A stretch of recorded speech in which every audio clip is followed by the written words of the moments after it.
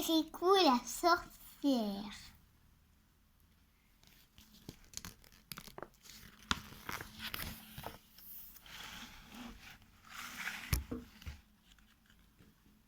Dans une case, une femme attend. Tout à coup, une petite voix sort de son ventre rond. « Mère, enfante-moi !» La mère répond calmement. Un enfant qui parle dans le ventre de sa mère s'enfante tout seul. Un bébé minuscule apparaît. « Je m'appelle Kirikou. »« Mère, lave-moi !» Un enfant qui s'enfante lui-même se lave tout seul. Kirikou saute dans une calebasse et éclabousse joyeusement autour de lui. « Ne gaspille pas l'eau. Karaba, la sorcière, a asséché notre source. Elle a dévoré ton père et tous les hommes du village. Seul ton oncle est resté. Il est sur la route des flamboyants, allant combattre Karaba, la sorcière. »« Alors je dois aller l'aider !» s'écrie Kirikou.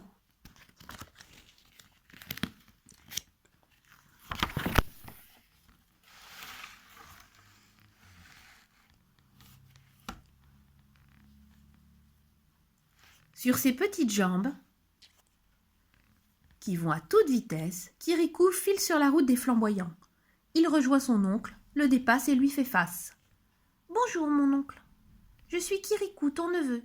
Je viens t'aider à combattre Karaba, la sorcière. » L'oncle ne veut pas croire que ce petit bonhomme est son neveu, et il refuse qu'un si jeune enfant vienne avec lui. Alors Kirikou repart à toute allure vers le village. L'oncle est satisfait. Peu après, il trouve un chapeau sur sa route. Il s'en coiffe, sans se méfier. Kirikou est caché dedans. Mais il est trop tard pour le faire descendre, car l'immense case noire de Karaba la sorcière se dresse devant eux.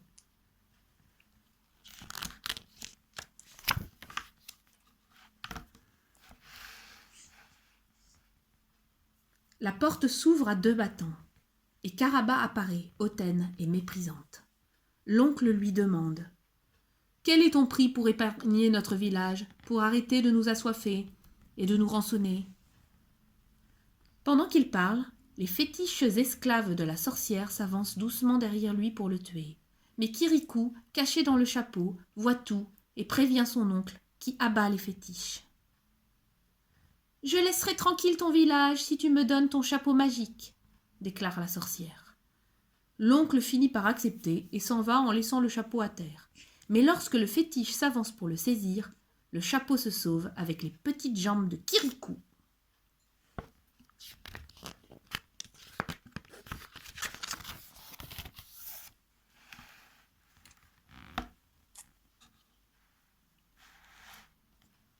Karaba tempête, elle envoie ses fétiches au village.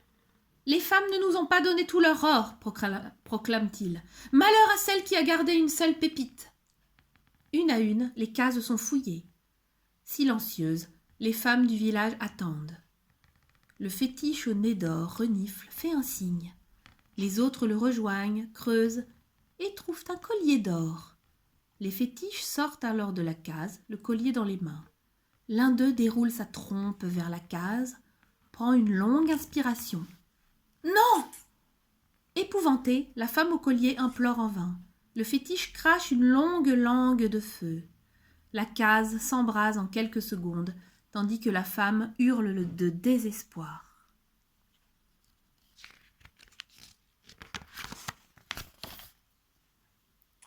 La vie continue au village. Les femmes travaillent, les enfants jouent dans la rivière et ne pensent plus à Karaba la sorcière, sauf Kirikou. Quand il voit une pirogue vide arriver et s'arrêter toute seule devant les enfants, il s'écrie « Ne montez pas, c'est un piège de la sorcière !» Les enfants se moquent de lui et grimpent tous à bord. Alors la pirogue repart dans l'autre sens et les emporte à une allure infernale vers la sorcière. Vite, Kirikou s'empare d'un poignard, rejoint la pirogue et transperce la coque. La pirogue coule lentement et les enfants, sauvés, regagnent la berge en barbotant. Karaba voit arriver au fond de l'eau une pirogue vide. Elle écume de rage. Kirikou est petit, mais il peut beaucoup.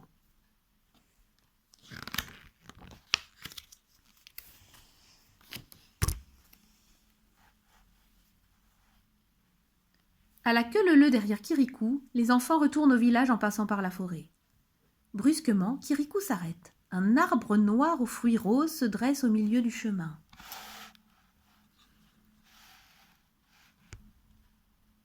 Oh, le bel arbre, on ne l'avait jamais vu. Alors, n'approchez pas, s'écrie Kirikou. Mais personne ne veut l'écouter. En un instant, les enfants grimpent dans l'arbre. Ils chantent, ils rient et se moquent du petit Kirikou. Tout à coup, les branches se referment sur eux, comme les barreaux d'une cage. Les racines se mettent à onduler comme des serpents et l'arbre s'élance, emportant les enfants vers Caraba la sorcière.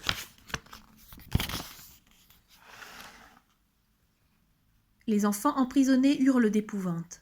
L'arbre ensorcelé file vers Caraba. Kirikou trouve un coupe-coupe, court à toute vitesse, bondit sur les racines de l'arbre et entaille le tronc. « Secouez-vous, secouez l'arbre !» hurle-t-il aux enfants. L'arbre oscille, le tronc craque et les branches s'ouvrent d'un coup, libérant les enfants qui tombent à terre, sains et saufs. Caraba voit arriver un bout de tronc sans branches et sans enfants. Elle trépigne de colère. Kirikou n'est pas grand, mais il est vaillant.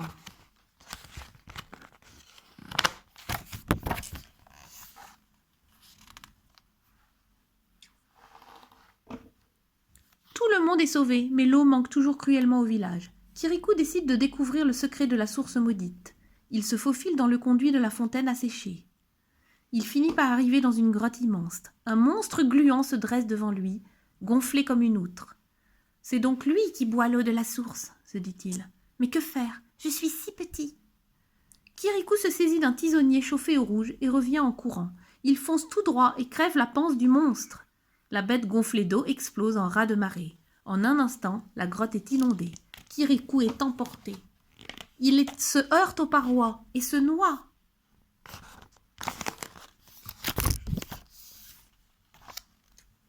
L'eau est revenue. Mais la joie au village est de courte durée. Dans la fontaine flotte le petit corps sans vie du vaillant Kirikou. Sa mère le prend dans ses bras, le serre contre sa poitrine et se met à chanter à voix basse. Les villageois, penchés sur l'enfant, reprennent doucement cette chanson avec elle. C'est alors qu'une petite toux les interrompt. « Kirikou est vivant !»« J'ai gagné !» dit Kirikou d'une voix cassée. « Il a gagné !» hurlent les villageois. Tout le monde danse et chante de joie. Kirikou est petit, mais il peut beaucoup. Kirikou n'est pas grand, mais il est vaillant. Kirikou nous libère, malgré la sorcière.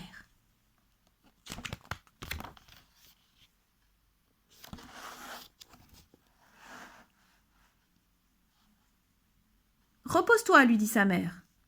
Kirikou a combattu la sorcière et rendu l'eau au village, mais cela ne lui suffit pas. « Mère, pourquoi Caraba est-elle méchante ?»« Je ne sais pas, seul le sage dans la montagne pourrait répondre à cette question. »« Qui est-ce ? » ?»« C'est ton grand-père. »« Et où vit-il ?»« Il vit de l'autre côté de la montagne interdite, sous la grande termitière. Mais Caraba ne laisse passer personne. »« Et si j'avais une idée ? Tu m'aiderais ? » demande Kirikou. « Oui, » répond sa mère.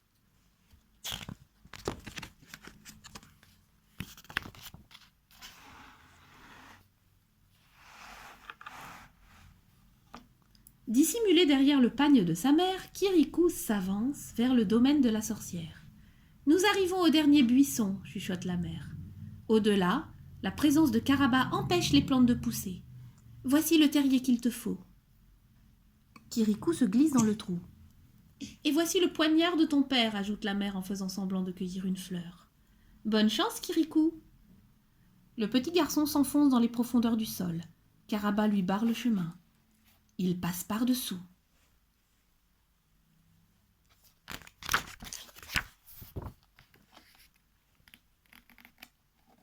Kirikou avance dans un dédale de galeries. Avec son poignard, il creuse la terre vers le domaine du sage dans la montagne. Il monte, il descend, il s'égare. Soudain, un grognement lui fait lever la tête. Une zorille avance vers lui, parmi les ossements des animaux qu'elle a dévorés. Kirikou hurle et la bombarde avec des os. La zorille, effarée, envoie son odeur épouvantable et s'enfuit.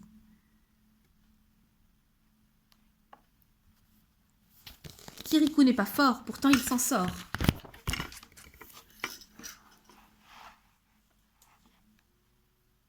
Enfin, Kirikou débouche au grand air. Prudemment, il se tapit derrière un arbre. Au loin, il aperçoit la case de la sorcière. Il a réussi, il est de l'autre côté. Mais comment sortir de sa cachette sans être vu par Caraba? Tout près de lui, une huppe vient se poser. Je vais me déguiser. Kirikou se met à assembler fleurs, feuilles et brindilles, et le voilà devenu oiseau vert, un poignard en guise de bec. Son déguisement est tellement réussi que la huppe tourne autour de lui en roucoulant. Kirikou s'inquiète. Elle va me faire découvrir. L'oiseau insiste. Alors Kirikou attaque. Ils se battent à coups de bec. Kirikou bondit sur son dos et s'agrippe résolument. L'oiseau n'a plus le choix. Il s'envole tant bien que mal. Kirikou n'est pas lourd. Il s'échappe toujours.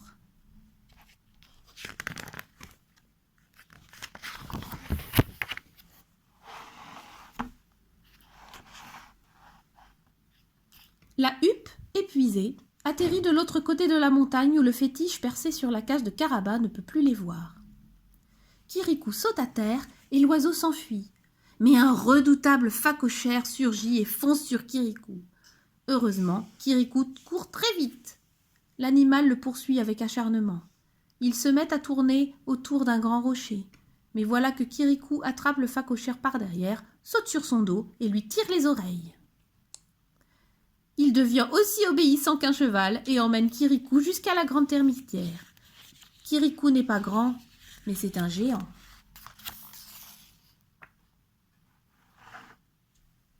Kirikou saute à bas de sa monture, impatient de pénétrer enfin dans le domaine du sage dans la montagne.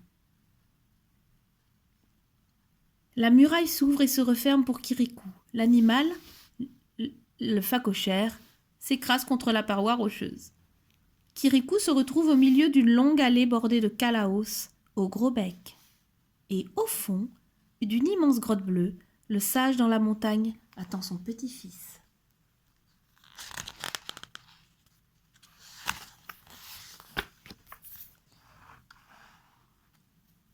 Kirikou va enfin connaître les réponses à toutes les questions qui le tourmentent. « Grand-père, comment Caraba a-t-elle fait entrer le monstre dans la grotte de la source ?» Il est entré tout seul. Il était tout petit et il avait soif. Il a grossi, et plus il grossissait, plus il buvait. Grand-père, pourquoi Caraba dévore-t-elle les hommes? C'est une légende, elle n'a jamais mangé un homme. Grand-père, pourquoi Caraba est-elle méchante? Parce qu'on lui a fait du mal. Elle souffre jour et nuit à cause d'une épine empoisonnée que des hommes lui ont enfoncée dans la colonne vertébrale. Cette épine lui donne aussi ses pouvoirs de sorcière. J'arracherai l'épine du dos de Caraba, ou je mourrai.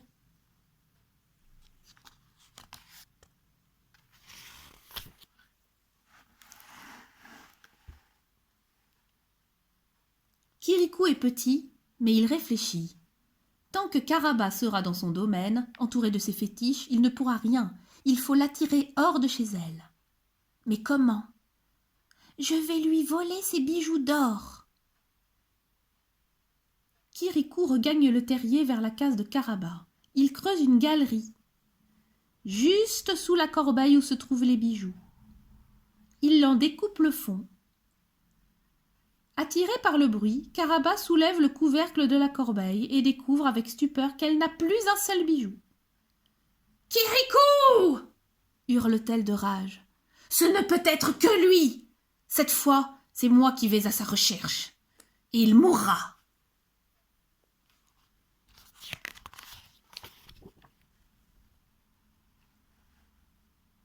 Kirikou se dépêche, il s'enfonce dans la forêt, creuse au pied de l'arbre fromager, y cache les bijoux et disparaît. Il est temps! Caraba survient à grands pas. Ses pagnes volent au vent, ses bijoux scintillent. À son approche, les plantes se déchèchent et meurent.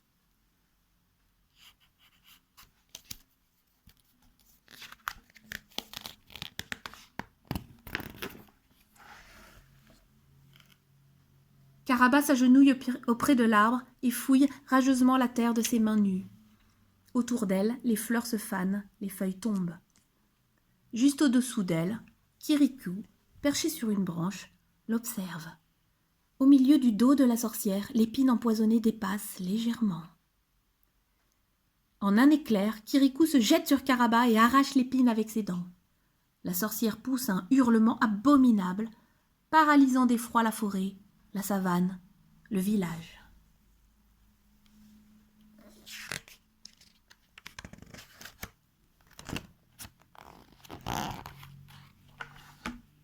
Puis c'est le silence.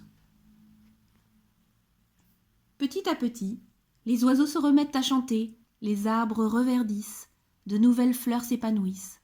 La forêt revient à la vie. Caraba ouvre les yeux, elle ne souffre plus. « Kirikou, comment te prouver ma reconnaissance ?» demande la sorcière d'une voix sereine.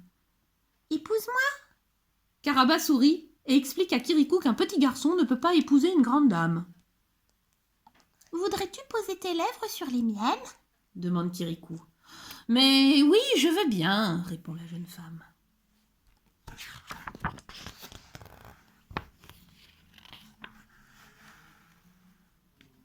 Caraba se penche doucement vers Kirikou et lui donne un baiser. Alors,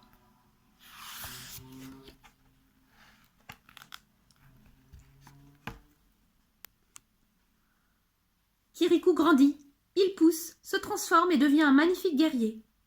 « Tu vois, tu n'as pas perdu tous tes pouvoirs, » dit doucement Kirikou.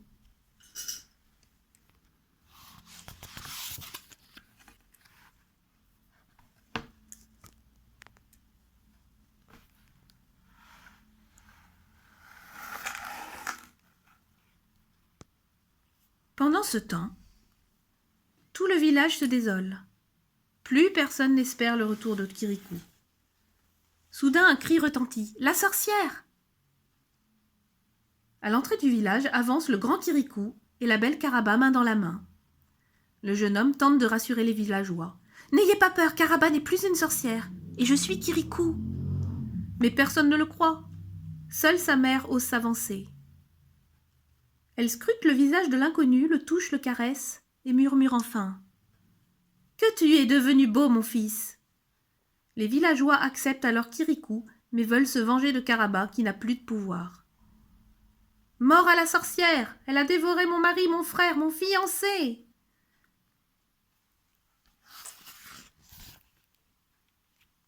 Porté sur un palanquin, le sage s'approche. Avec les hommes du village que Caraba avait transformés en fétiches. Toute la troupe avance en dansant et chantant. Le village est désormais réuni. Mère, fils, épouse, mari, enfant se précipitent et s'étreignent autour du couple magnifique, Caraba et Kirikou. Et c'est la paix.